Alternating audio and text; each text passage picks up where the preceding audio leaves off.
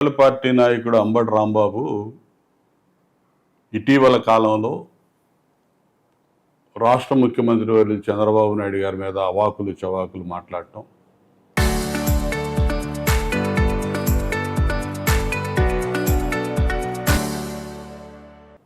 అసహ్యంగా మాట్లాడిన దానికి ప్రజల్లో వచ్చినటువంటి స్పందన, అతని ఇంటి మీద పోవటం కానీ, అతను దానికి సంబంధించి పోలీసులు అరెస్ట్ చేయటం కానీ,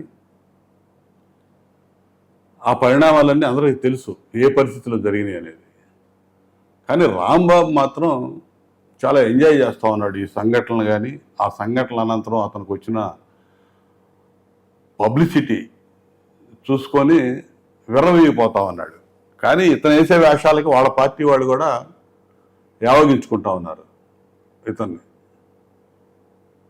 అంతకుముందు అంబటి రాంబాబు అనేవాడిని జోకర్గా చూసేవాళ్ళు ఈ జిల్లాలో కానీ రాష్ట్రంలో ప్రజలు. ఇప్పుడు పెద్ద హీరోనని అతను అనుకుంటున్నాడు.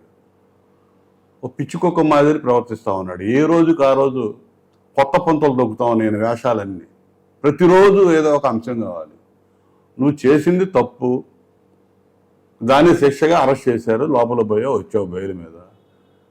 నువ్వు ప్రతిపక్ష పార్టీగా నాయకుడు ఇంకో సబ్జెక్ట్ మీద నువ్వు ప్రజలకు సంబంధించిన అంశాల మీద నువ్వు పోరాటం చేసే చెయ్యి. అంతేగాని ఈ రోడ్ల మీద పిచ్చికొక్కల వ్యవహారంలాగా రోజు ఈగోలేంటి? పెమ్మసాని చంద్రశేఖర్ గారు ఏం చేశాడు? ఆయనకేం సంబంధం? ఆయన కేంద్ర మంత్రి, గుంటూరు పార్లమెంట్ సభ్యులు, చాలా డిగ్నిఫైడ్గా అతని పని అతను చేసుకుంటున్నాడు. నిరంతరం నిధులు తీసుకొస్తూ ఉన్నాడు. కేంద్ర ప్రభుత్వం నుంచి నిధులు తీసుకొచ్చి అభివృద్ధి కార్యక్రమాలు ఏ విధంగా అమలు చేయడానికి శాయశక్తిలో కృషి చేస్తూ ఉన్నాడు. ఎన్ఆర్ఐగా ఆయన రాజకీయాలు ప్రజాసేవ పట్ల ఒక పని చేయాలని ఒక సంకల్పంతో వచ్చి పనిచేస్తూ ఉన్నాడు. నీలాగా రాజకీయ వృత్తిగా ఒక పనికి మాలిన ఆలోచనగా పెట్టుకొని నీకులాగా స్వార్థపూరిత రాజకీయాలు ఇక్కడ ఎవరు చేయట్లా. వాళ్ళు ఎవరు కూడా ఎవరో ఒకళ్ళు ఏదో ఒకటి అంటే నీకేదో లబ్ధి పొందొచ్చు, జగన్ దృష్టిలో పడవచ్చు, చాలా ఎక్కువ ఆలోచించుకుంటా ఉన్నావు. కానీ నీ పార్టీ వాళ్ళే నిన్ను చీకొడతా ఉన్నారు, నీకు తెలియదు. నవ్వుకుంటా ఉన్నారు నీ వేషాలకి. నువ్వు డ్రామాలో పనికొస్తావు, నాటకాలకు పనికొస్తావు. అవి వేసుకో, రాజకీయాలు ఆపు. నీకు ఎక్కడ లేని పబ్లిసిటీ అయితే మాత్రం నీకు చాలా వచ్చింది. నువ్వేదో అనుకున్నావు గొప్పగా వచ్చిందని చెప్పి, కానీ చేతరెచ్చుకుంటున్నారు నిన్ను. నువ్వు ఎక్కువ చేయగాకు, మరీ రాజకీయంగా చేయి.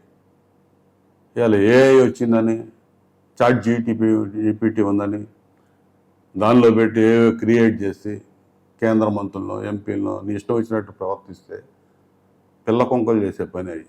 పెద్దవాళ్ళు మెచ్యూర్డ్ పొలిటీషియన్స్ చేసే పనులు కాదు. కాబట్టి నువ్వు అది కాదనేది అర్థమవుతోంది, నీ స్థాయి ఏంటి అనేది. నువ్వు మెచ్యూర్డ్ పొలిటీషియన్ అనేది అటువంటి పిచ్చి పనులు చేస్తారా?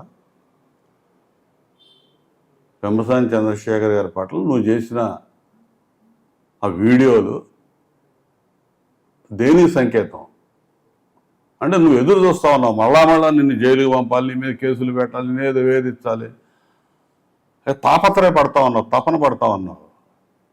నువ్వు అంత హడావిడేం పడక్కల్లా. నువ్వు ఎంత జరగాలో అంత జరిగిద్ది. నీకు అన్ని రకాల నీకు శుద్ధులని జరుగుతాయి. కానీ జాగ్రత్తగా ఉండు. నేను హెచ్చరిస్తా ఉన్నా, జాగ్రత్తగా ఉండు.